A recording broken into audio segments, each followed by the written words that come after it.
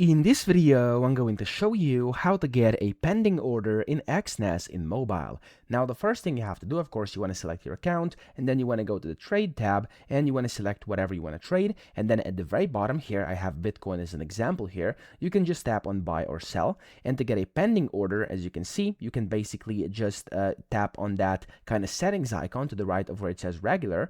And then here you have a few options. Now, to get a pending order, you can kind of do that by tapping on the limit order. So as you can see here, this is going to be similar to a pending order, and then you can basically set your price, which is going to be your limit, and then create a limit order that way. Now, as you can see here, you also have the stop option. So this is going to be a stop order, and of course you have those two options. Now, if you do market, that's not actually a pending order, but if you do limit or stop here, then that's going to be a bit closer to it. However, there's no function that's actually called pending inside the Exness mobile app. However, this is the closest you can get. So here you can basically just set the price at which you want to actually buy or sell, and then select the volume, set your take profit or stop loss, and then tap on confirm buy at the very bottom, or confirm sell if you're selling, and that way basically you can kind of get the pending order inside Exness mobile. So that's how you do it. I hope this video helped you out. If it did, please subscribe to the channel and help me out as well.